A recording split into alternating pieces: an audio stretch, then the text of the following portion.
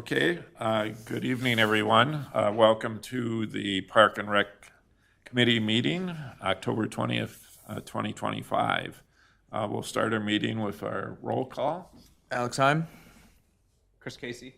Larry Schultz. Amanda Cahill. Mary Larson. And Jenna Smith. Okay, great. We have several things on our agenda this evening. We'll start with the approval of the minutes from the prior regular meeting. That would be the minutes that were sent to you from August 18th, 2025. Somebody like to make a motion? Motion to approve the minutes.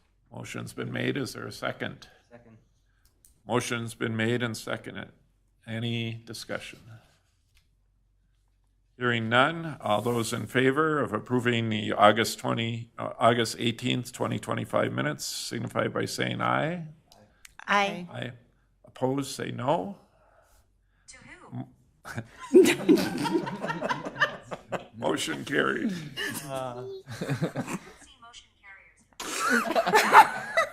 There's the other member for tonight. That's, you just gotta love AI. Anyway, motion carried. Petitions, proclamations, suggestions, or complaints from citizens, committee members, or staff. Anybody have anything they'd like to bring up? Well, I guess I saw some on the survey, but we'll probably touch on those when we get there. Okay. Okay, do you have any? Okay, we have someone who'd like to speak. If you could give us your name and address, please. My name's Blake Farber. I live at 5080 Kerber Court. It's a new development. I saw that you guys are reviewing the survey results from a couple new parks tonight. Me and all of my neighbors are just very excited about a new potential park that's going in near Brookmore, near Holy Family. And I'm just here to learn about the process, not here to ruffle feathers or rock the boat, but just kind of want to learn how it goes and if my kids will still be in elementary school and the park might start getting built, or if it might be a longer timeline as well. So just here to learn, and I appreciate all the info that I'll get along the way. Okay. Thanks, guys. Appreciate it. Thank you. Thanks for attending. Did you have anything, Jenna? So we've got a couple things coming up for our Park and Rec department. So 'tis the season for some indoor events. We've got this coming Thursday. We've got sweater weather bingo happening at the Victoria Recreation Center. And so this will be Thursday, October 23rd from 1 to 3 p.m. at the Victoria Recreation Center. It is $5 per person. There's games, prizes, and refreshments, and we are still taking registrations now until the day of. We are happy to take walk-ins. So if you know anyone who's interested in bingo and wants to come inside and hang out with us on Thursday afternoon, send them our way. Additionally, we also have Skating Spooktacular coming up on October 31st, which is Halloween, at the Victoria Recreation Center. It will be from 11 a.m. until 2 p.m., $8 per person. The event will have skating, a costume contest, music, and treats. There is no school that day, so this is a great way to entertain the kids on Halloween, so please send them your way. You do need to bring your own skates. Someday, hopefully, we will have skates for rent, but as of right now, bring your own skates and join us for tons of fun. Okay, thank you. Next item on the agenda is old business, review of furniture solutions for the rec center in the lower lobby. So Jenna, you want to? Awesome. All right. So this is in response to some of the suggestions that we had on our VRC survey that was conducted last year. So some of the comments in that survey reflected a desire for more of this like community spaces, more senior lounge spaces, activating our recreation center in a little bit more ways. And so in response to that, we found some solutions that will improve that space and provide additional amenities for our members and guests. So there is a new furniture layout that is going to reimagine the lower lobby common areas of the Victoria Recreation Center to activate that space. I will be describing that a little bit more in detail, but it meets a variety of needs that users have indicated. Additionally, we selected replacement furniture for the multi-purpose room that includes like sleek black finishes, and then it the black finishing also limits wear and tear visibility, helping to increase longevity of the stuff. And then it also condenses down significantly nicer than the equipment that we already had. So there's a smaller footprint, so there's more space in the multi-purpose room that we can use. So for the furniture solutions for the lower lobby area, here are some mock-up sketches for what some of those items are going to be. And so in this section, you'll see the credenza. So the intention behind this one, to partially activate the space, we will be storing things for like games, cards, like more of those types of transient things that the public can engage with. So some of those like community programming and things like that. So this will be storing some of those supplies, as well as it has a tabletop service. So we have space to be able to either advertise for upcoming events, or, there's a space whenever we are having an event going on that we can put coffee on there so that, the participants can have coffee access and things like that. Additionally, you'll see these cafe tables and chairs. The driver behind that is people wanted casual spaces to be able to engage in activities. So we'll have 2 of these set up in this space. I'll show you the design overall layout in the next slide. But we've got 2 of these coming to help provide opportunity for people to sit down, informally gather. It could be playing card games. It could be working on homework, whatever. We've also got the booth tables that are doing the same thing, except this one, we are trying our best to utilize the space the best way that we can.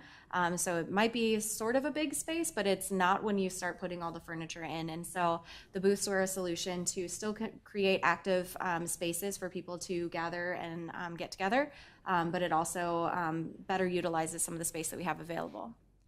We've also got these high top tables and chairs that are going along one of the walls that already has outlets that are placed higher. And so this will be a great space for people to work remote, for the students to work on homework, which is something that we often see. We've also got these benches going in. It doesn't show it in this picture, but the fabric that's listed here, there will be cushions on top, so it will be more comfortable than just a wooden bench. There will be 2 benches that will be placed outside of the gymnasium area with cubbies underneath, so people can store their shoes while they are utilizing the gymnasium. So this is the overall furniture layout. So these are the cafe tables. They rest under a window that's right here. These are the office, or the hallway to my office, as well as the locker rooms and restrooms. These are the tables that are right along the wall with the outlets along this wall. Our credenza, which will be located where the Victoria Express Library is, but as we have informed you already, the Victoria Express Library is set to conclude at the end of this year, and so once that is removed, this will be placed in that space. We also have the booths here on the lower portion, and then on the opposite side, we've got 2 sets of the lounge chairs, and then the benches that will go across from the gymnasium entrance here. And then that hallway feeds into our multi-purpose room. You'll also see at the top portion the finishings that were selected. They were intentionally selected to go along with city branding, and so all of the touches were thoughtfully designed to make sure that people knew that they were in a Victoria facility. Additionally, we got new furniture supplies for our multi-purpose room. So this space is primarily used for programming and for rentals. And so these are just demonstration chairs that came with the rack, but there's a storage rack, these ventilated folding chairs, which I have personally sat in, and they are actually relatively comfortable for being folding chairs. So I'm pleased with that selection. We've also got, these are black 6-foot tables. So we already had 6-foot tables, but a lot of them were showing a lot of visible wear. They were cracked. So we have updated that to improve the safety and as well as the look of the space. We also have a select number of the folding chairs with arms to provide more accessibility for some of our users that might need a little extra support when they're getting in and out of the chairs. Any thoughts, questions, concerns? I just had one question that I jotted down when I was looking at this. When we did the VicRec survey, a lot of responses came back on the red chairs in disrepair around the Yes, hockey so- glass? Yes, so that is managed by the school district, and they have since replaced those with black chairs and black tables Oh, like in the last couple weeks? in the last month. Okay, okay.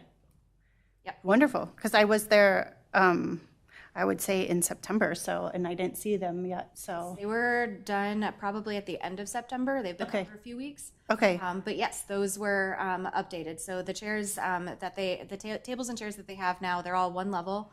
And the chairs have been all replaced with metal chairs, new surfaces, things like that. So those have also been completed. That's awesome, because there was so many comments about the maybe unsafeness of the seating around the hockey glass. So I would have hate to like updated one section and not Yeah. the other, so thank you.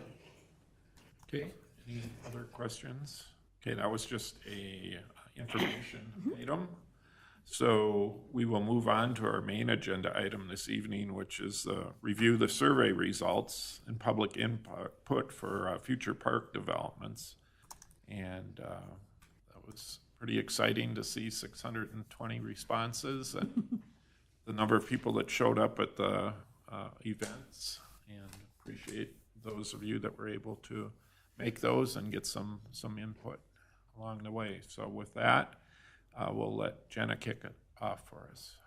Awesome. All right. So just to recap, we are going to be discussing the future park developments for Hunters Brook Park, which is just under 5.5 acres of developable parkland, and then Marsh Hollow Park, which is just over 5 acres of parkland. However, this one we do have to take into consideration that there is about 1.5 acres of natural forest area that is protected. And so we have just over 3.5 acres of developable parkland in that location. Another thing to take into consideration, as you can see on the map here, the distance between these parks is relatively close. So it's less than half a mile between the two. And so a direction that we have gotten from City Council is that we want our parks to be unique. And so that's something that we want to take into consideration whenever we make decisions. Speaking of considerations, other things that we want to be thinking about as we evaluate some of the feedback and make some proposals this evening about what we'd like to see. We want to be thinking about how the nearby residences will be impacted due to the proximity of the amenities. Both of the parks are relatively close to houses. However, the Marsh Hollow Park is tucked into essentially some of the neighbors' backyards. And so if that's something that we significantly want to take into consideration. Hunters Brook is also very close to parks, but with some thoughtful consideration, we could have a little bit more wiggle room with that one. We also want to think about like traffic and participation volume. And so depending upon what amenities we put in these locations, we want to take that into consideration. How many people is it coming through?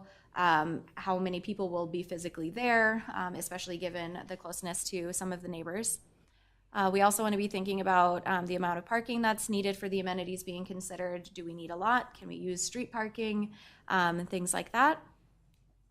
Are the proposed amenities available in other locations throughout Victoria? So are some of the amenities that we're proposing nearby? We've already done a review earlier this year on the types of amenities that the city has. So if we're proposing new amenities in these locations, are we already oversaturated with some of those things? Or is it the flip and we don't have enough of them, so we need to continue to add more? Another question would be, are these new developments the best location for some of these amenities? So as we review some of the feedback from both the survey and the in-person stuff, are the amenities that are heavily being requested a good fit for these locations, given some terrain, closeness to neighbors, all the other considerations that we've already listed, or maybe there's a more central location if it's more of a hot topic. And then, like I had alluded to, is this park's terrain going to impact the possible amenities? So there is some slopes and some hills at some of these locations. Some of that could play into some of our amenities.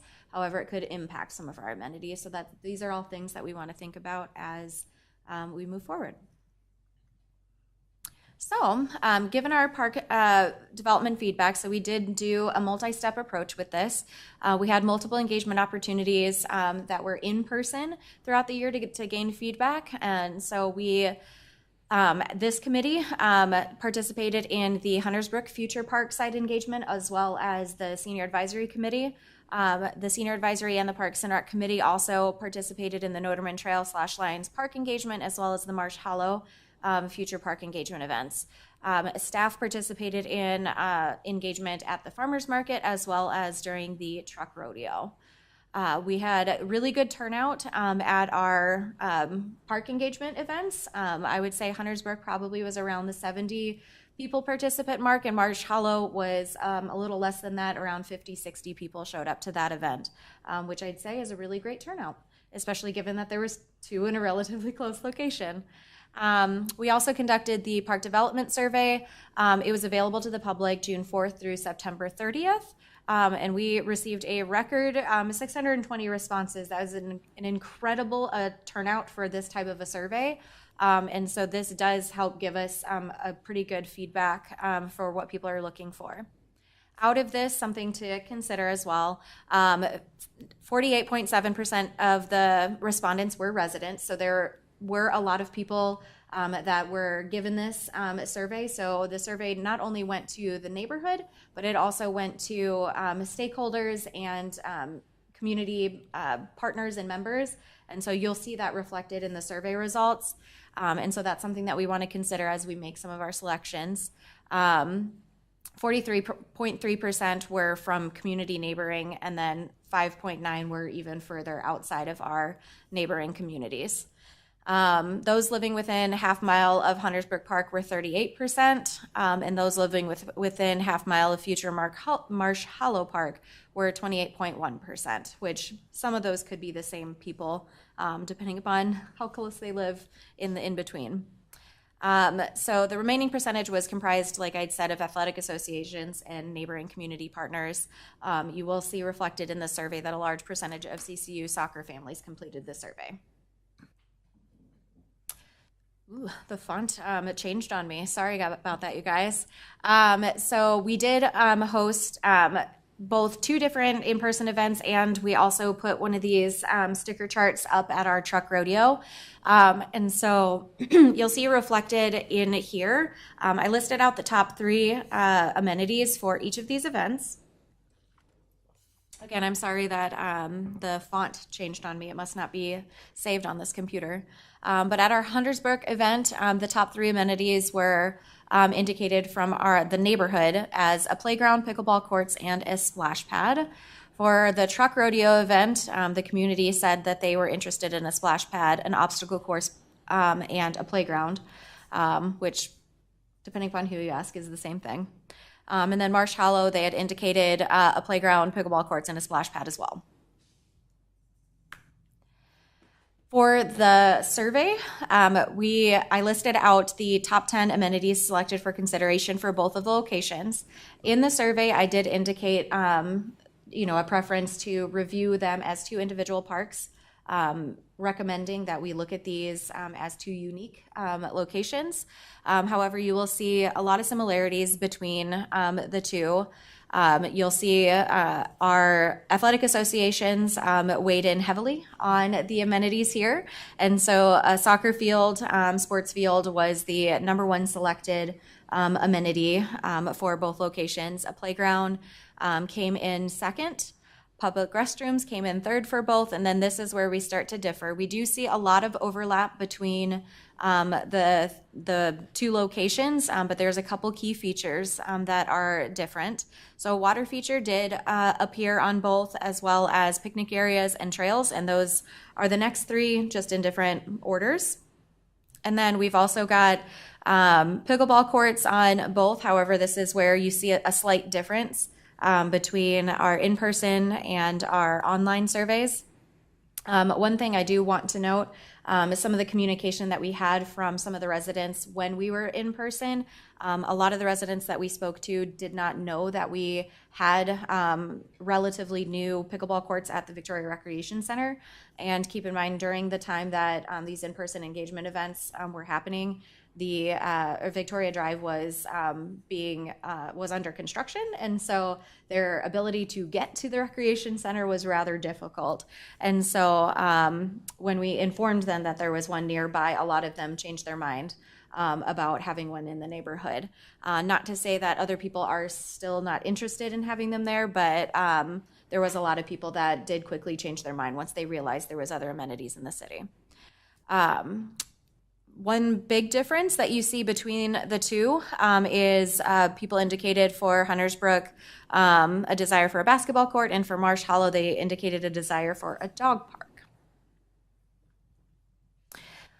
The survey also asked if we were to do a playground, what amenities would you prefer for the playground? The number one choice was that obstacle course feature.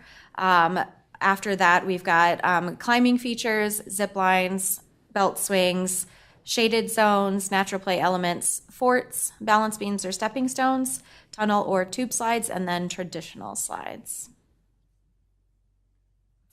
We also asked the question about what type of sports fields or courts people would be interested in. A theme throughout the survey, soccer fields were the number one selected option, and then the second selected option was a multi-use sports field, which could also be used for a soccer field. Then we've got our pickleball courts, basketball court, outdoor ice rink, mini golf course, baseball field, tennis court, sand volleyball court, and football field. Again, keep in mind, some of these things could fall into a multi-sport field. It would just depend on how we striped it for that year. Jenna, just as long as we're talking about fields in this section, I did have a question. I've seen some renderings and stuff for something called an athlete's village. Have you heard of this? I have. That is Because that might really impact what we choose to put in our park space, if this is really coming. Athletes Village is a private entity. They are in the process of presenting a sketch plat to City Council. Nothing has been approved yet. But it is in City of Victoria. It would be in the City of Victoria. However, keep in mind, it is a private for-profit location. And so some of our users may not be able to utilize that facility based on the intention of that, because they have not made it clear what their use demographics will be. Okay, so if you guys haven't looked it up, you should. It says it might be opening fall of 2027, and it could have 4 premier baseball fields and 16 youth turf baseball, softball fields, and that's just outside. And then they're going to have inside dome space of both softball and baseball facilities. Also, and I do want to reiterate, the sketch plat has not been approved by council. Yeah, I didn't see a sketch plat. I just am seeing what's publicly available, and I was just shocked that we haven't talked about it yet. Because it hasn't been brought to council yet. Okay. Coming to council in November. Yes. Okay. You can also, if you can't find Athletes Village, it's also under Pitch to Pitch Sports Complex. Okay. But when I saw then all this need and ask for fields, then I thought, we should. I don't know if we can wait, to make a decision, but I would hope that some of our youth sports would be able to rent out space also at this facility. Well, that's the difference between having space at City of Victoria parks where they're not renting the space, right? Yeah. If they do it at Pitch to Pitch, this facility, they would be renting that space. So therein lies the quandary. And I think, as Jenna stated, our focus is, everybody in our community, and not just those that can afford private places. I mean, one could argue, well, we don't need certain things because, well, the Lifetime's just down the road, but not everybody can afford Lifetime. So I think there's a balance. I think it's a good point to know that that's coming, that there might be other options, but I don't know that that precludes us from providing space in some of our parks for, at least a general things. I mean, if there's all those baseball fields coming, softball fields, as you stated, maybe that's something we don't need if there's other public ones available. And maybe our focus can be some other fields that are more general in use. Mixed purpose, multi-use. Yeah. And the other thing too is just, I think that's good thanks for bringing it up. I think it's good to know that there's something maybe coming.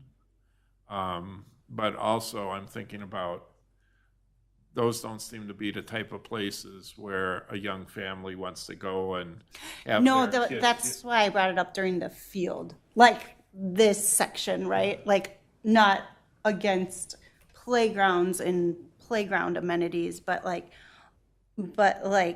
if, let's say, so baseball field here is 7 on the list. Yeah. Like, Here's my point though. My point is, if Chris's kids, as they get older, he wants to go and play catch with them or practice hitting a softball or a baseball. That's why you need a public space where they can go and do that. You don't have to go rent something for 4 hours that's probably taken out by youth baseball or softball leagues. Barrier to entry. Right. You want to go kick a soccer ball around. It might be nice on a public area where you can go and do that for the attention span of a 6-year-old, which is 20 minutes, and not have to go someplace and rent the space. So I think that's the difference. yeah. If this comes about, will there be as much demand for public space as far as, who knows? We don't know that yet. But I don't know that precludes us from moving ahead with what we need in these areas. But anyway. So I think that is in its very early stages, and I don't know that we want to wait because we want to get going on our park decisions so we can plan for construction for next year. So that would be my input. And I think there were some comments made in the survey and also by our visitor this evening that there's other parks in that people are waiting for things to happen in the parks. And I think we also got that feedback. I think those that were at the Huntersbrook and Marsh Howell events, there were people there that were wondering how come there weren't things there already. They were actually told, not by the city, but by the developer, about the park that was going to be there. So I don't think we want to delay. But anyway, maybe Jenna, you can continue and we'll get back to that point. Sure. All right. Anything else on the sports field before I move forward? Okay. All right. So the next thing that we talked about in the survey was amenities for future consideration. So the questions were asked on Marsh Hollow and Huntersbrook specifically, and then we left it open-ended. And part of the feedback for this one was based on trying to gather ideas, because obviously there are other parks in Victoria that are either underutilized, undeveloped, or newly acquired. And so these are things that we're trying to cast a vision for. How are we going to move forward? Where are the holes that we can identify that maybe we can place in some of these future developments? And so the top 10 amenities listed on this one was AstroTurf fields, which were covered, which might play into your comments earlier, as well as soccer fields, an outdoor pool, splash pad, trails, beaches, mini golf course, public restrooms, multi-use fields, and outdoor ice rinks. These, I listed them together because it is they came out with the same percentage. And then same thing for playgrounds and covered picnic shelters. So as we think about the survey itself, the following key themes were some of the major highlights that were repeated throughout both the surveys, through the different questions, as well as the in-person stuff. So water amenities, including a splash pad, were indicated as a high priority. I can flip back to the in-person one. If you look at Truck Rodeo, the one that you can't see is the splash pad. So clearly at Truck Rodeo, that was resounding the top amenity that the community was indicating, and it did appear in the neighborhood feedback as well. Additional fields, namely the soccer fields, were desired by our local athletic associations. There is also a desire for unique amenities. While I may not have listed them in the top 10, I was surprised at how many people voted for some of the more unique and niche amenities that were indicated on the survey. And then there was some variation of playground desired at both locations. And there was a strong interest in the obstacle course style amenity. So with that, we'll move to discussion. Okay, the first question that we have is, do we have any recommendations for which amenities should be specifically considered? Why don't we start? Well, I guess we can talk about amenities we'd like to have in that area and then decide where they best fit. So, thoughts? I also saw the uniqueness side come through on the selections, but not also in the long form answers. People had requested something that would be not like the other cities, and obviously we won't be one of one. But I think that the obstacle course and the splash pad are both really good ideas. There's not really anything in this area, number one, that has it that way. And I've kind of been going back and forth on the soccer field portion because it was pretty swayed by additional groups answering outside of the city of Victoria. But I guess kind of want to see the forest through the trees, and there's likely a handful or probably a substantial margin of people in the city of Victoria that do want another soccer field. And I going on top of that, I did see additional commentary that we can discuss a little bit more maybe, but on the complaint side of some of the soccer fields being in tough condition. So maybe there's something along the lines of we can take a closer look at that and see if we were to true those up, would we need another one? Maybe, I don't know. But it's something to consider. But I think that the two that I'm fully sold on are the obstacle course and the splash pad personally. And I can touch a little bit on the field usage. And Sure. so yes, it was heavily swayed by our participants from CC United. But seeing as our team does handle the field scheduling, we are at full capacity. And then with my community partners, like my colleagues and Chaska and Chan, they are also at full capacity. And so their request for fields is a genuine thing. So they do have a difficult time finding field space. In regards to the maintenance, they are specifically referring to the North Field at D-Town Park. There are some spots on that field that has a hard time growing grass in the areas. It's specifically where the goals previously were, and so the goalie wears it down, and so during the course of the season, it wears down that space, and then it's really hard to regrow the grass. So our park maintenance team, as well as partnering with CC United, we are currently in process of working a plan to try to fix that by next season. And so this year we've already laid down additional dirt and seed to try to get it to grow over the season. And then we'll explore additional options in the future. So that is something that we're working on addressing right now. Yeah, I think the 100% capacity on the three cities fields, that's valuable information. And then I guess that I didn't know what the quality was, but I grew up playing soccer and I know exactly what you're talking about when it comes to the dead grass. I just didn't know if it was, I've played on also some fields that have random holes throughout. So I didn't know to the extent at which they were not up to people's standards. So I think that, the dead grass in the goalie area is fine, but I do think that 100% capacity is something for us to consider.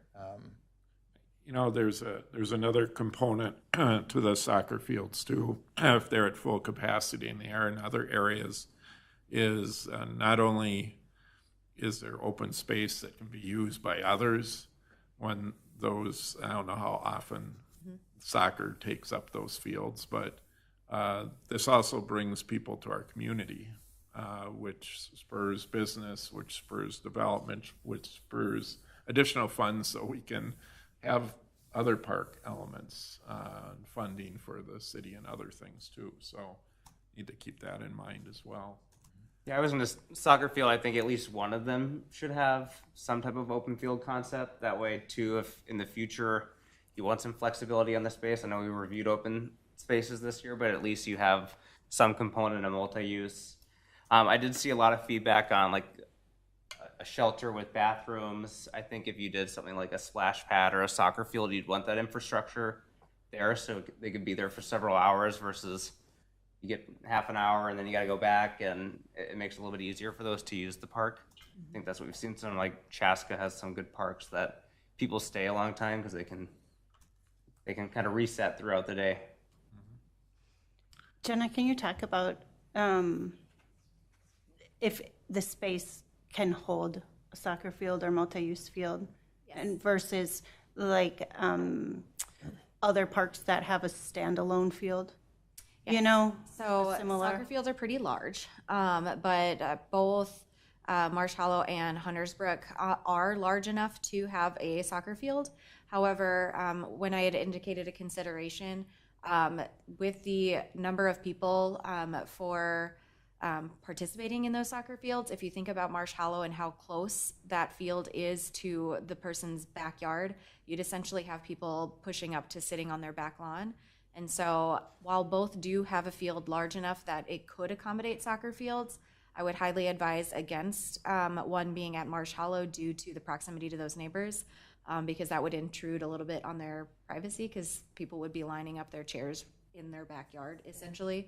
However, Huntersbrook has a large enough space and it's separated enough from the community that it would be a site that could be suitable for that. And then I'm thinking about some of the comments that people generally commented on. Can you talk to about if there's a better park location for a soccer field or changing of a field to a soccer field that might make better sense? As of right now, we don't have any other park locations that are not already being utilized for a soccer field that are large enough to accommodate a soccer field. Okay. So there's no individual standalone soccer fields? I'm thinking of, D-Town has soccer fields, and Lake Ridge has a field that can be used for soccer practices.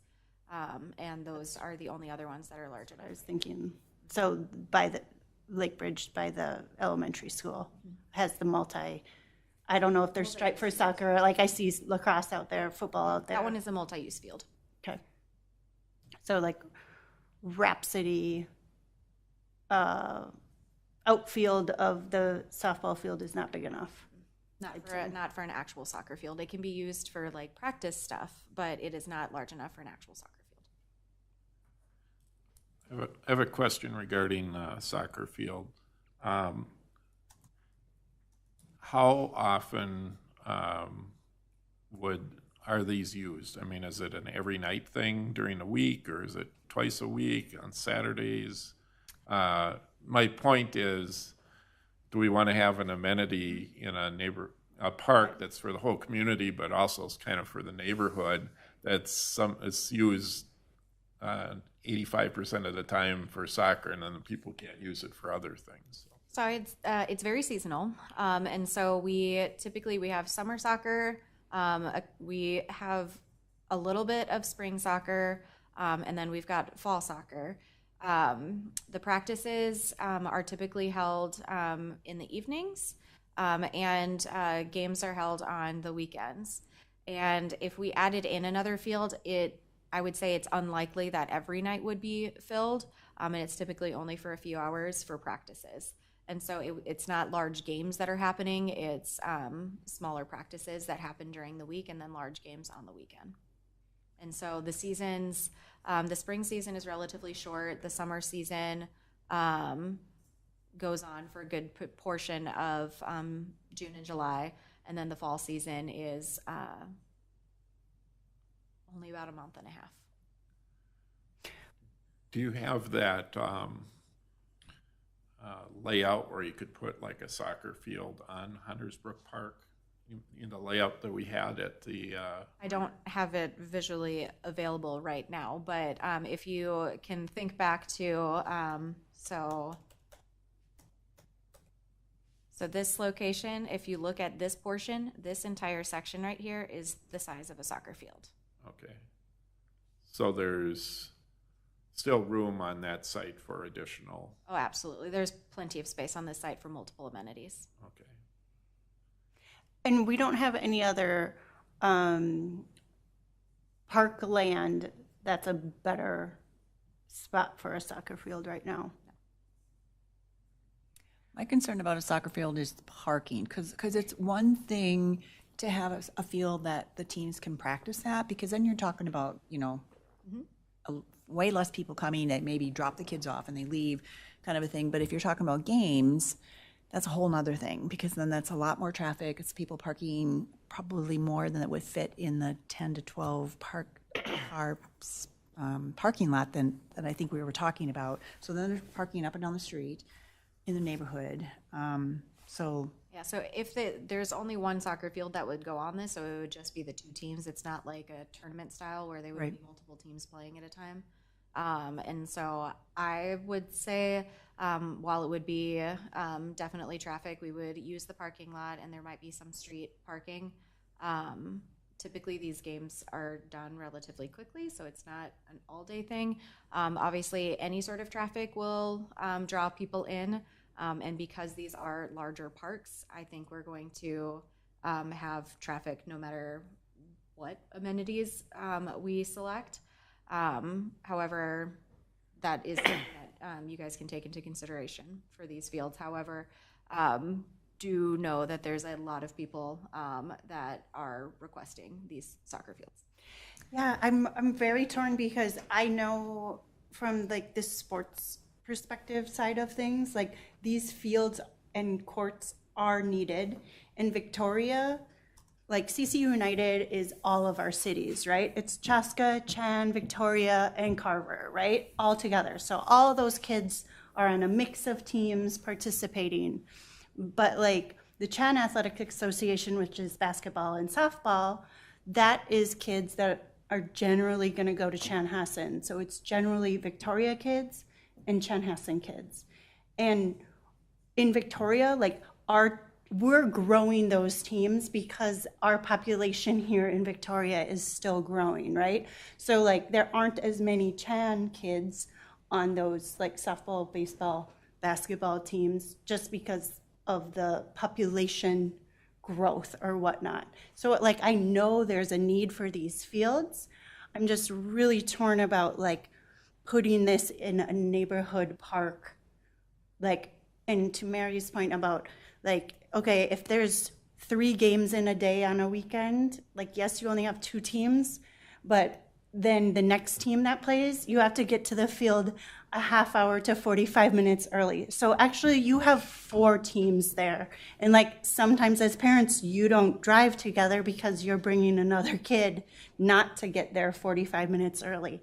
So I'm really torn on putting this in a neighborhood amenity. And that's why I'm like, you know, if we have the opportunity to like, where else can we put a soccer field? Like, obviously this is a need, right? Like, obviously this is a want, and then if this sports complex is coming in, I know you said like it's private, it's rented, but like, is there an opportunity to like work with them to, you know, have fields lined for multi-use or something, right? That aren't just baseball, softball specific. If it's also going to be in our community and like sports families are going there where there's like ample parking, it sounds like, you know, not going in a neighborhood front entrance, right? It is tough. Like a soccer field's a need. It's not necessarily unique, which is hard. So I think that's one thing we'll want to think through. And, you know, your house is right there. I mean, I am curious about your opinion because people are going to be practically parking in your driveway at that point. I'm not saying I'm not for soccer field yet. I'm still I'm also on the fence of it's needed 100%, but that it is going to bring so much traffic through that neighborhood. Yeah, I think we just want a park that'll be unique. That's the biggest thing. So like what makes it a difference maker, and we don't want it sitting idle. I think that we didn't do a good job. If the park's just sitting there unused all the time, it means we didn't design a good park. Alright. So, Right, and for the case of time, would you mind if we moved on to the next amenities? Okay. All right. Continue on, because that was just the. Okay, other thoughts, Mary? Do you have, I haven't heard from you on where you think should go on these parks. Well, obviously the playgrounds, and I think if there was a way to do some kind of an obstacle course or ninja course or whatever that is, I think we've been hearing that along the way. This is a way to kind of get the older kids involved as well. So if one of those parks can incorporate some kind of climbing obstacle kinds of thing, I think that would be very different for any other parks that we have. So I'd really love to see that. At least one of them. You know, zip lines is one of the things that was, if you look at kind of the top obstacle course, climbing features, zip lines were the top 3 things. And those are all kind of more active kinds of play. Okay. Yeah, I mean, we talked about differentiating the parks too versus amenities, like is Marsh Hollow more like a natural, like does the zip line go in there? And Hunter's Brook is the more ninja course that's wanted by the community, or, you know, the poured in place, you know, Hunter's Brook, so it's more accessible, and the Marsh Hollow has like maybe some features that can be built into the hillside and whatnot to make them separate and unique from each other. We all know for years the community has been asking for a water feature.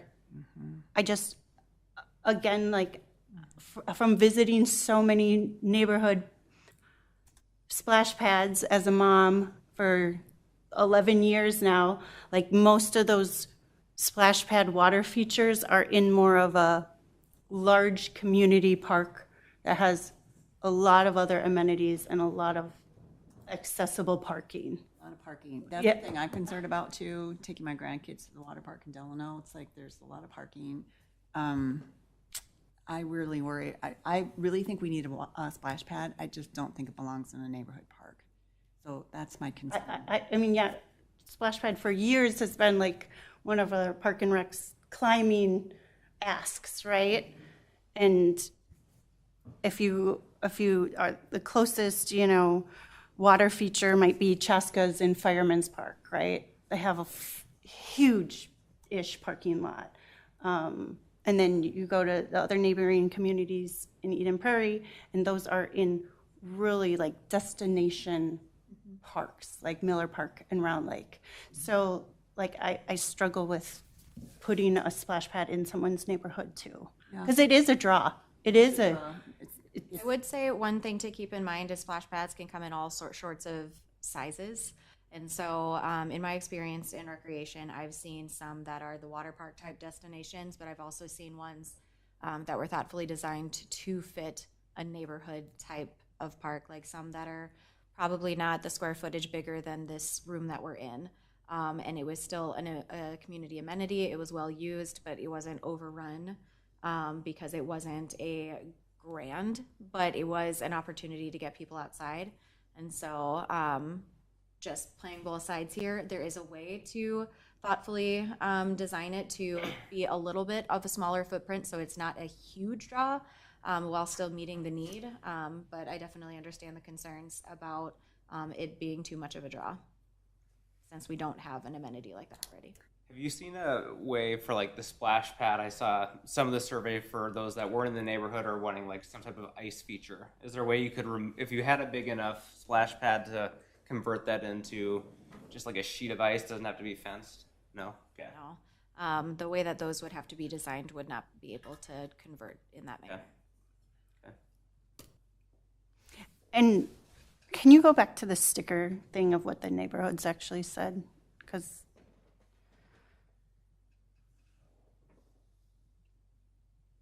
I know splash pad's very high. That's from the neighborhood. That's you go around and they're asking for a splash pad. Mm-hmm. I think that would be something unique. I agree that if it was a big one, that would be problematic in that neighborhood, but sized correctly, I think it would be, as Jenna states, not overrun, but it would be used. I also know that those aren't cheap from some other communities I've seen put them in, but they were bigger ones too than. Depending upon the scope of the project, it's not much different than the playgrounds. Okay, all right, well, that's good to know.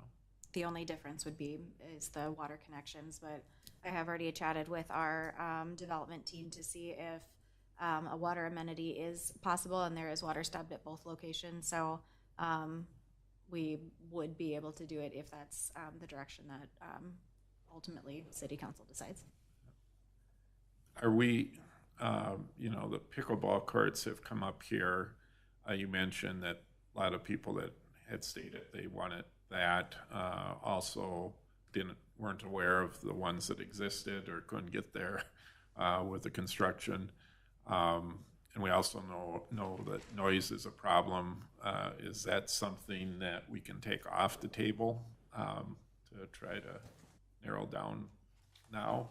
I would personally take that off the table, and I'll just tell you that the usage at our current pickleball courts were not past capacity. So some of our neighboring communities have added courts, and that's taken the pressure off of our courts. 2 years ago, we had a waiting line. You could wait half an hour to get on and play, but that has not been the case this summer. So like I said, some of the neighboring communities have built or expanded their courts, and that's taken the pressure off ours. So we have plenty of capacity at our existing courts. And the noise component in a neighborhood, I don't think pickleball courts in a neighborhood are a good combination. Any others agree, disagree? I agree. I heard 50-50 on it. So I think if we had some type of court, like if basketball court was popular, we saw that in the surveys, it probably could get used for pickleball. So I think how could you stripe something for multi-use, not just a dedicated court? I think that's what we need to look at. Okay, there was a comment in there as well about tennis courts, not on the west side of Victoria Drive or something like that. Yeah, I mean, there's tennis courts around. I don't know how, seems to me when I drive by, unless the tennis team is practicing, they don't seem to be overused. there's one in Deer Run. Is there, does it get used? I have no idea. No.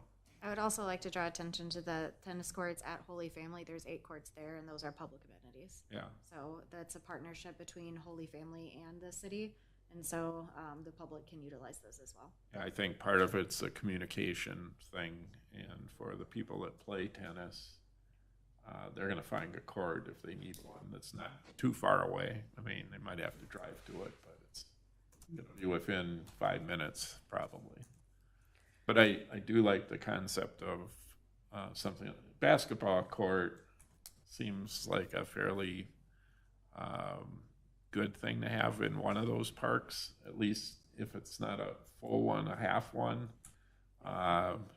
with a couple baskets. I mean, that's something kids can do on their own. I mean, it's not expensive. You need a ball and got the court there that can be out there. And I think that's something that gets used. There was a lot of talk about that at the Hunter's Brook, because that was the one that we filled in. It wasn't on the list, but you could see in the bottom of that when we filled in some stickers, there was a lot of people talked about a basketball court. So yeah, I would agree. That'd be a good amenity in one of those. So looking at what people filled out on the survey for Hunter's Brook, it said sports field, then, which we know might be swayed, then playground, bathrooms, water feature, then picnic shelter. Can it fit a playground, bathrooms, water features, and a covered picnic area? There's space that we could put a soccer field and a playground and a splash pad and a picnic area. It's just a matter of how much money do we want to spend. So 5 acres is a lot of park. And so when we take these things into consideration, we don't necessarily have to make the recommendation that we're choosing between a splash pad or a ninja course. We could do both. It's just depending upon how much it comes down to in cost and do we want to develop it all at the same time, or do we want to delay development? And can you remind me if we can add a parking lot into that space? Is that a possibility? Okay. I mean, that's something to consider. I mean, again, like if all the fields are at 100%, I think if you put a soccer field in there, there has to be parking. Yeah. I don't think that it's another option. I didn't include it when I was saying it, but parking lot was also in my, like, I was mocking up some spaces. Sure. And you're able to include everything that I just said plus a parking lot. Oh, perfect. Yeah. I mean, I think that the splash pad, regardless of even how grand it is, I think it will still inevitably pull, especially this west side, to that one. So to me, That's okay. yeah, 100%. And I think it's great. I think that that's what it should do. So I think the Huntersbrook one, personally, I think it fits best with the splash pad, and I think it fits best with a parking lot. Those are just two that I have. And then in my mind, if you have a splash pad, you should probably have a public restroom there because there's kids that are going to be there for hours on end. It's probably good for something to have. Any sort of covered picnic area, I think, is a bonus. I don't think it's necessarily 100% needed. And then the Marsh Hollow side, I know we were talking like a little bit more nature-y, but I'm almost thinking for us to be able to, is if we were to put a soccer field and a splash pad over there, it would be wild. We'd need a pretty big parking lot in the Huntersbrook side. But on the Marsh Hollow side, I think then that would fit really well for the obstacle course, ninja course. But that would be going away from the kind of nature-y side. That's kind of where I'm just writing down as we're talking what I think would fit in both of those sides. But Just a question on the splash pad. I was on a walk the other day and I walked by the rec center and where the parking lots are out there. Would there be space there that I'm just thinking of centrally located splash pad? Would there be room up where we already have all the parking at that corner? There's some like marshland or something there on the one end of the park. It seems like there would be space there for that sort of Developing on the marshland area would be rather challenging and incredibly expensive because we would have to convert that out of being a marshland in order for it to be able to support. Yeah, it isn't right on the marsh. There's some land before you get to the marsh. I'm not saying we shouldn't. Oh, go yeah, no, together. no, I'm no. just thinking Yeah, of no bad ideas. trying to- I would say if you take out all of the marsh area, it's a relatively small space because even where where you see the marsh plants, the actual ground is still marsh. Okay. So it would still take significant modifications. Okay. So, one of the concepts here that we talked about is, you brought up some kind of a proposal almost of things you'd like to see. Why don't we take that as kind of a straw man and just, start there and then see what we want to add or take away from that thought that was brought up, or add that we haven't talked about yet. Other comments, thoughts? So I just keep going back to the questions that are in there. Like, is there a better spot for some of these? Like, you asked us to consider that. So like with like downtown west expansion or whatnot, like, do you envision us like getting a splash pad there? Like as a city center, city feature, like, Maple Grove City Center has whatnot. There's not a large enough area of public land to have a full-blown splash pad. And some of the businesses that are potentially considering this space have indicated that could be problematic for their business because then you'd have wet people coming into their building. So I would say a splash pad in downtown West is, I'm not saying out of the realm of possibility, but based on the preliminary conversations, it doesn't sound like it's a preference for the developers in that area. There is some green space that's being put in that area, but it is not large enough to accommodate some of the things that have been reflected in the survey. I would say a splash pad then.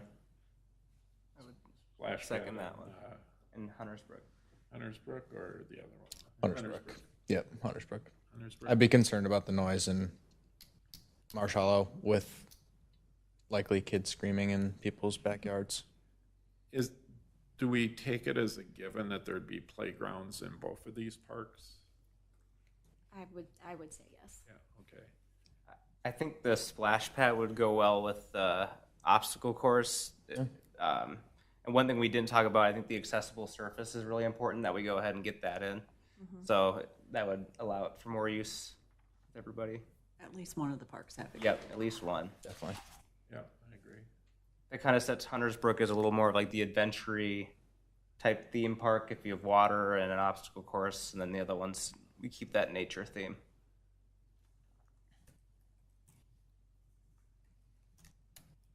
That's where I'm torn on the soccer field too, because I think it's so much space, then Yeah, does that stick with the theme of the park that you're trying to make?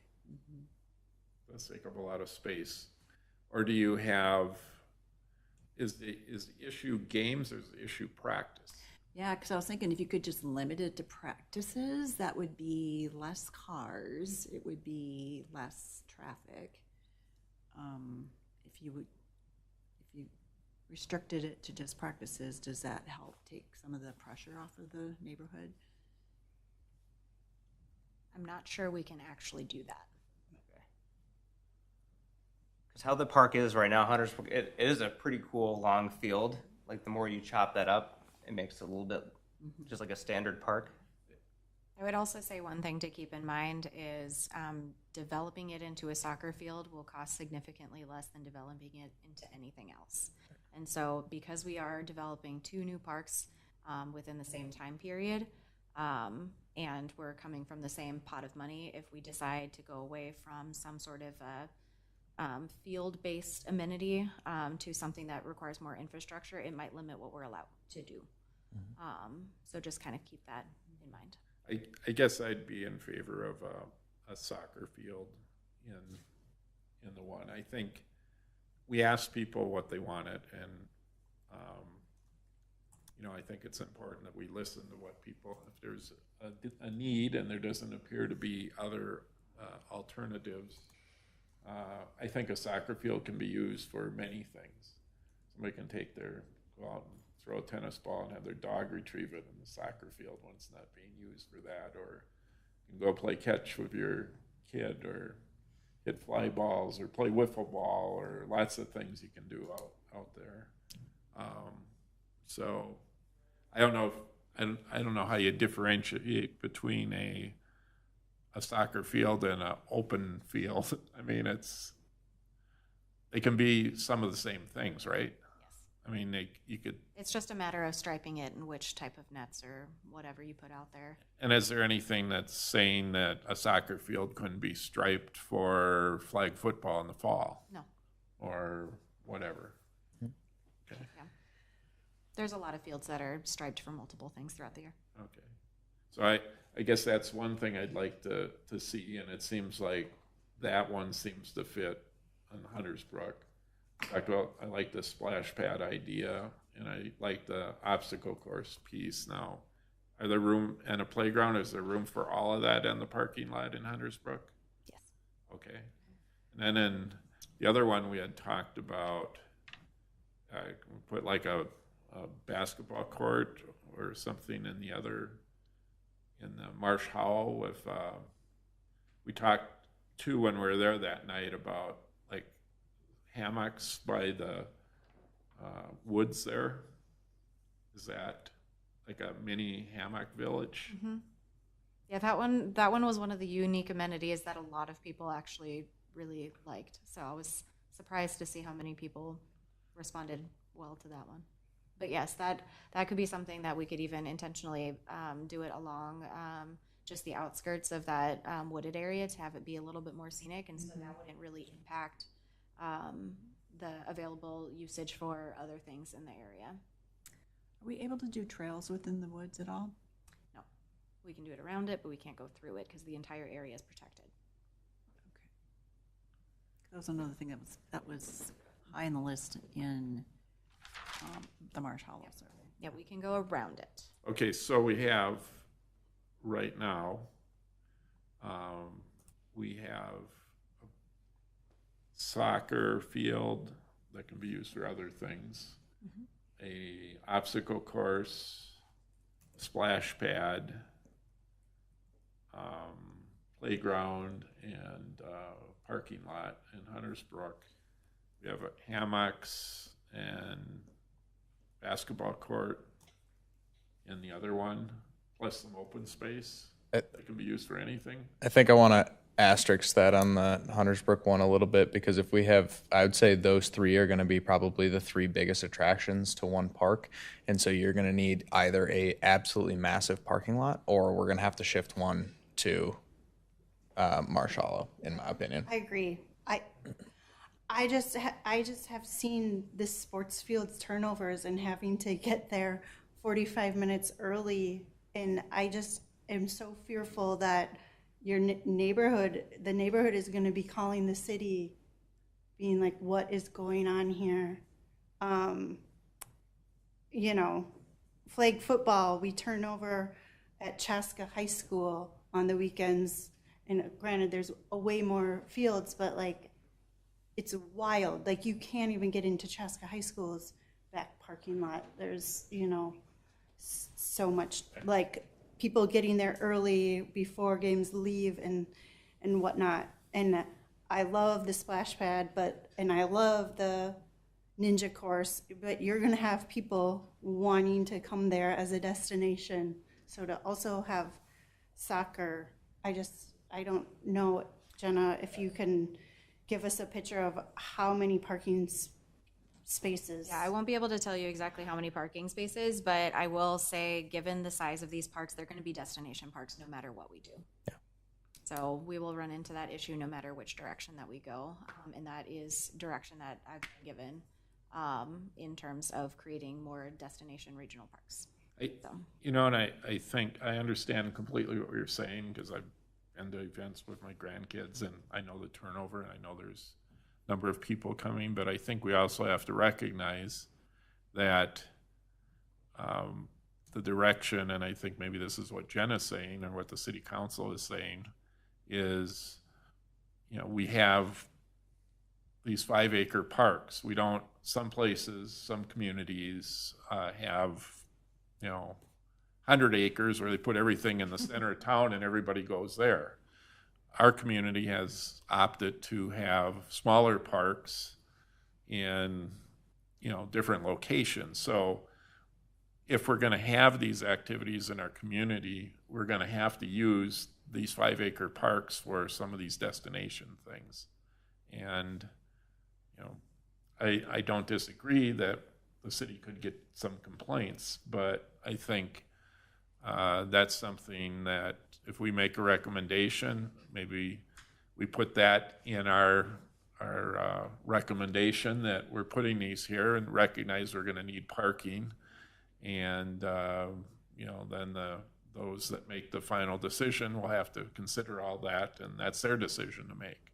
We've been asked what amenities are needed and what we think can go here, and I think we should do that. And we can always put an asterisk and say, well, parking's going to be important. I mean, that's going to be a consideration of one of our things. And Right. I would say a parking lot was intended for this park no matter what amenities were put in there, so that was a part of the design. So if you do go out to the location, you'll see that there is already a cut in from the sidewalk as a parking lot entrance, and so parking lot was intended to be something that's in this park no matter what we put in, given the scope of the location. And the streets are wide enough that you can do parking on both sides. And so obviously it does increase traffic flow, but there is the opportunity to increase the size of the parking lot that gets put in there, as well as street parking is already available on the main street going through there. You can go up and down the hill, which somehow we can do it later on, but how do you connect the two parks with signage, and you make the other one like a wooded? My only thing with the different subject of a basketball court might take a little bit away from the wooded feel. So if there's a way to play into it more with some of these other amenities. Maybe we'll make the basketball court a tree. Ooh. I like that. Tree court. Gotta shoot the trees. I think Backboard up on the tree. the one thing missing from the Huntersbrook one is probably bathrooms then, especially if you're gonna have a soccer field and a splash pad. I will say something there. to keep in mind, depending upon how expensive all of these things end up being, no matter what, we can put portable restrooms in.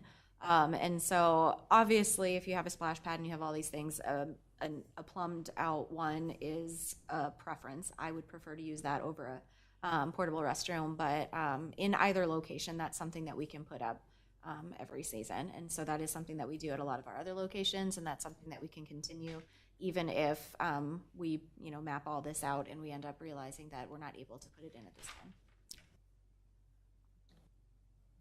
Cost-wise, how do you think we are just from a swag?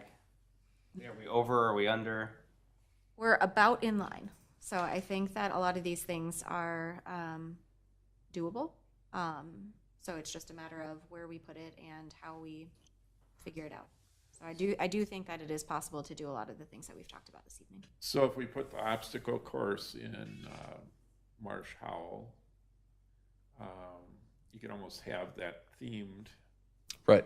to meet the outdoor or whatever Right. wilderness thing too, if we wanted to. It's gonna be a little quieter than the other options that we've put forward because it's in people's backyards. Basketball, I think, is still fine, but that's probably gonna be even a little bit louder than what I expect the obstacle course would end up being. So, While we want to be cognizant of, neighbors and that sort of thing, we also have to, this is a park and people Sure. knew there was going to be a park Yep, there. fair enough. So, Yep. you live next to a park, there's a lot of advantages, but there also are some disadvantages. And if we're afraid of noise and all that, then we should have just taken money in lieu of and, bought some acres outside of town. fair enough, yeah. And builders kind of said we'd have a destination park. I mean, Marsh Hollow was told they were going to get a dog park. So Which I will say that is something, while not reflected in the survey, it is something that I personally get asked often with a dog park. And for Marsh Hollow, so that lower region, if you guys remember being out there, so there is a lower region and then there's an upper location. That upper location is graded to be a field. But that is one where I would strongly advise not to put an athletic field. However, that could be a location for a dog run. It's maybe not big enough for like a full-blown, super fancy dog park. However, a dog run could potentially go in that location and still utilize that terrain. how would that work? Or is it just a You fence it off, you control the access, we provide a few dog-friendly amenities, but it's essentially an open, fenced-in space for people to let their dogs socialize and run around and things like that. And so dog runs do differ from dog parks slightly. Most of it's because of the size and the terrain that you have them in. But that is something that if we do want to create a dog amenity, that is listed. You see it sprinkled throughout the survey, and it is something that I get just from public feedback. There are a lot of townhomes in that area too, of people who don't have yards. So if they have a dog, it would be a good amenity to have. I did notice that our open houses that almost everybody had a dog, it seemed like. We did get a lot of dog people at the Marsh Hollow event specifically. Marsh Hollow. It could be a unique play. If you did have a soccer field at Huntersbrook, you had the dog run over there. You could bring your pet and you could go back and forth between the parks, which would be kind of cool. Yeah. I mean, it is on their list. It's on the one that's up. Okay, so we have dog park or a dog run or some dog amenity. Hammocks, Natural playground. natural playground. I think that's pretty cool. Okay, at Marsh Howell. Yep. And then at the other one, we have the splash pad, playground, parking lot. What am I missing? Soccer field, Bathrooms. bathroom. We have room for basketball. Maybe. Even at I can see if I can squeak it into one of the locations. right, okay. You know, and even if it's attached to the end of the parking lot or something. Yep. It doesn't have to be a full-blown court necessarily. Thankfully, basketball courts, if we just do like a 1 quarter, it's not Yeah. quite as massive. Yeah, Even a half court. yeah. If you did a sport court material, is that a pickleball usable material? Like, The only thing with pickleball is you have to then fence it off. And so typically basketball courts, you don't need to fence off. But a pickleball type deal, you would have to, and I'm not 100% sure the dimensions would work if it was a half court. okay. But you'd also have the hoop Yep. in there that would impact play.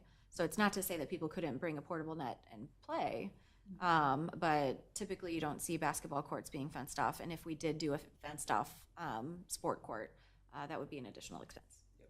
So, and that's something else that financially we need to consider, because the proximity of these fields to a major road, especially given Hunter's Brook, a lot of neighbors had indicated a concern about it being open next to that field. And so something that I would be strongly advising and encouraging is the consideration for fencing off at least that 1/2 of the park to prevent kids from running into the street. Your Victoria Drive, you're referring to. Right. Yep, okay. Makes sense. Yeah, that makes, Absolutely. okay, what are we missing, if anything, that, The only other thing I would throw in there would be some kind of accessible playground equipment, if we could, if even there's just something, because I don't know our Yeah, that was- playgrounds very well in Victoria, but if we did have that poured surface, that makes it a little bit more accessible, but then just the structures themselves. Absolutely. okay? The last thing that I noticed in the comments is that someone put, we can't get to these parks because of trail connections. So I just wanted to, I don't need to like bring up the negative, but I know we have to keep recognizing it, right? Like, and so that was seen by someone, right? Like, okay, you're gonna put in these fabulous parks, right? They're gonna be destination parks, and we can't get there, or our kids can't get there on a trail. So I think when we did our trail connection, we have that trail from, like, Getting it's, closer. yeah, like prioritized, but it seems like, again, we did the right prioritization because the trails are coming along Victoria Drive, but there's still that one gap. How do you, and you just got to get across Victoria Drive in one spot too, with the new sidewalk. So even a pedestrian crossing, I know that probably gets talked about a lot. I know it's 55 miles an hour, but somehow to cross the road would help. At what intersection are you, like? It's the right by once Deer Run starts, you lose that sidewalk and you can't cross the street very well.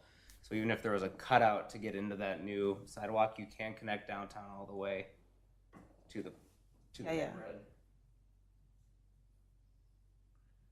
Yeah, I think that's a good point. The other comment I saw on there too was, you know, I don't want to get into a discussion of trail gaps tonight. No. But there's the one that I think is Wasserman too. I Yeah. mean, that one is very dangerous to get out there, and you have to go on Church Lake Road there, and traffic's going pretty fast, so that may limit some use of that, or having parents say, well, you can just ride your bike over there. I wouldn't want my kid doing that.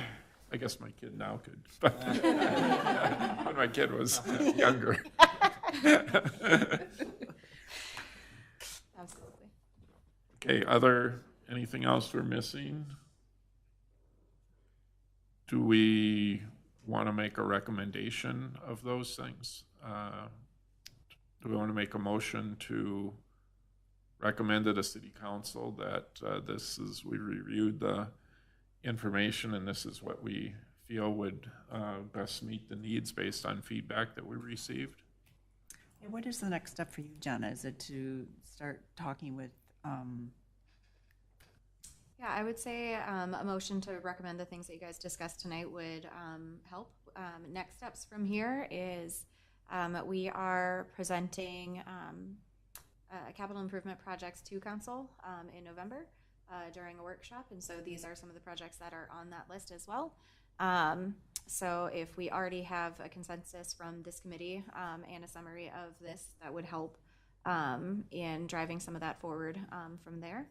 And so that would be the next steps. And then because these ones are slated for more like sooner development as in next year, next steps after that is once we get council's approval to move forward with the direction that we have given them and any feedback that they might have, then we start working with engineering and landscape architects and things like that to design the spaces.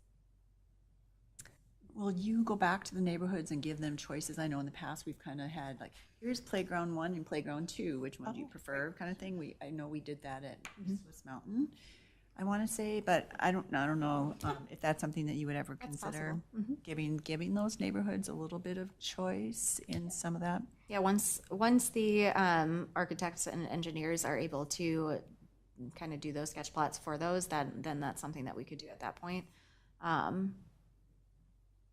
So it kind of just depends on what council's direction is. Okay. Okay, I would entertain a motion.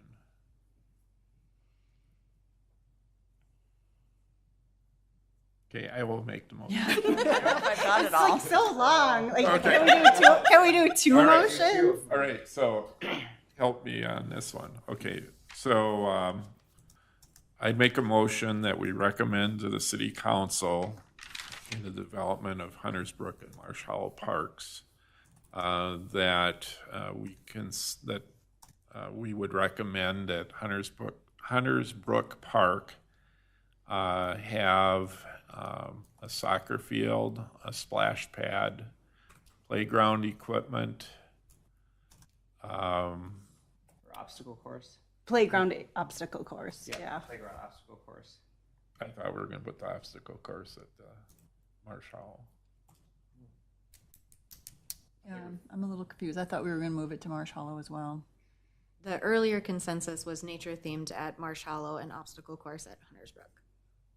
Okay, So what are we putting it? all right, that doesn't matter. Nature-themed playground at Hunters Brook. At Marsh Hollow. Or Marsh Hollow. A nature obstacle course, so, Well, that doesn't exist. Yeah. So, all right, we're gonna strike that motion. So we'll revise. And so, obstacle course by nature are not nature themed. They are sports themed. And so, if you're wanting to keep thematic, then I would recommend Hunters Brook be at the location for the obstacle course, because then you can theme. Just basketball course or swap basketball court for the obstacle course, because we had that attached to the parking lot. okay. Both locations could have a parking lot. Yeah. Oh, I know. I'm just saying the basketball court, because we said we were going to put that in Hunters Brook, so we're going to swap those two around, the obstacle course and the basketball court. Okay, I'm gonna make a list here. Okay, so before I make a motion again, Hunters Brook, we've got a soccer field. We've got a Bathroom, splash pad. bathroom, splash pad. And then I know you said parking lot's included, but parking lot with a. Yeah, we can emphasize large. Thank you, because I'm very nervous about that. I will emphasize in my presentation large. Large parking lot. Obstacle course and a playground. And I would say with the basketball court, just a heads up, it depends on where it would fit.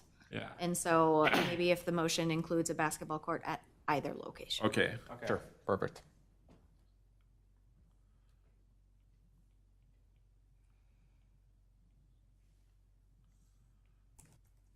Okay, so. Oh, yeah, because we talked about it, but then it disappeared. That the playground for Marsh Hollow, well, we want it to be nature themed.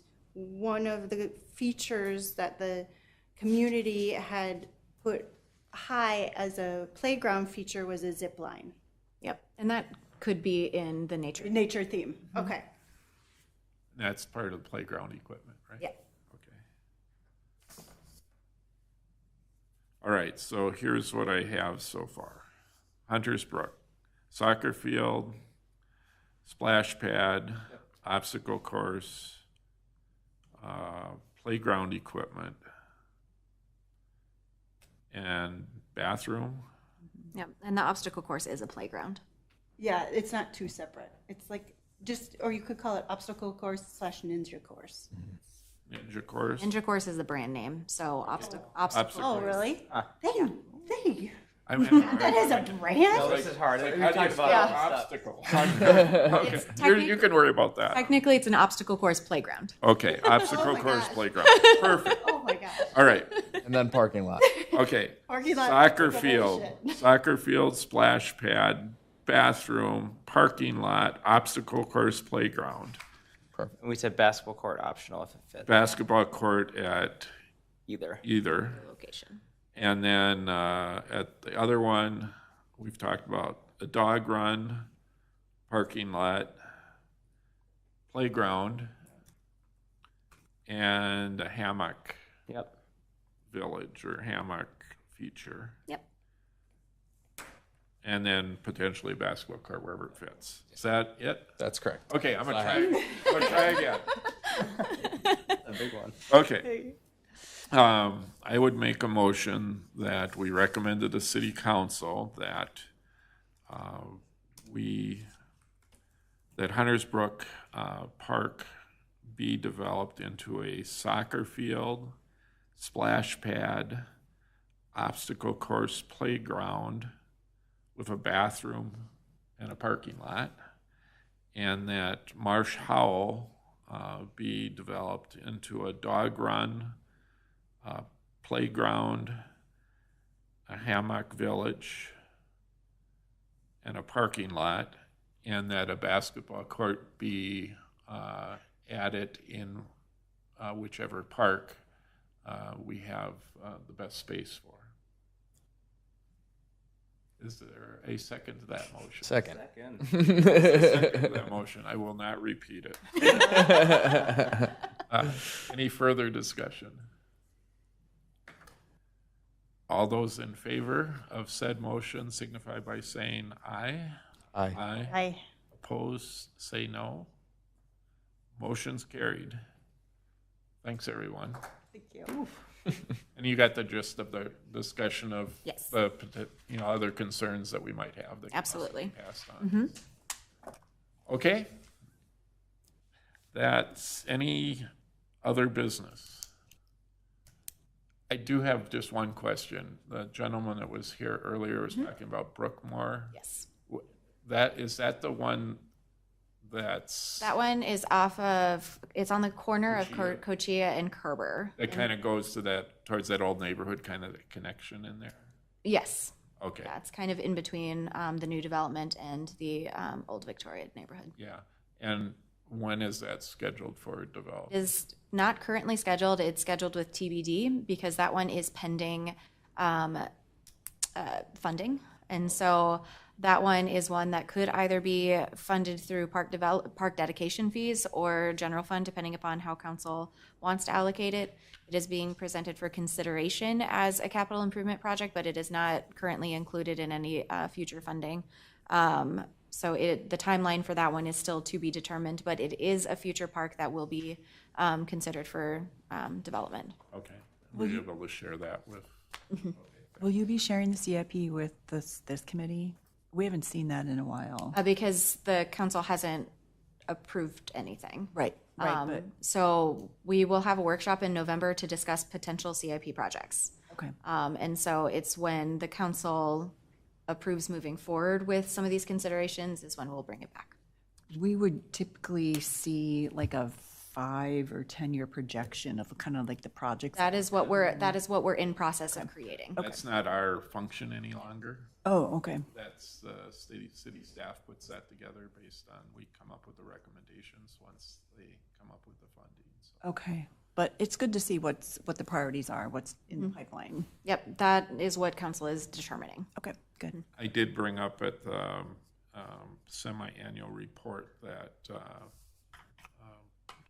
description of what things we've done so far this year, and I also mentioned that with our new parks in our growing community, that the council be important to consider that there's going to be a need for a significant investment in. I think they know that Parks and Rec as we develop these new things. So I mean, just the things we talked about tonight aren't going to be inexpensive, but and there's other ones that will keep coming as we keep developing.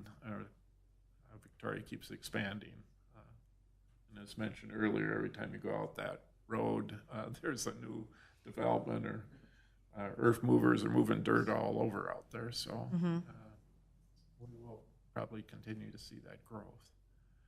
And I think the city council has been very supportive of, recognizing this is a city of lakes and parks, and take great pride in that. So they get to do that part. We get to come up with the recommendations. We get the dream. They need to come up with the cash. Okay, anything else for the good of the cause?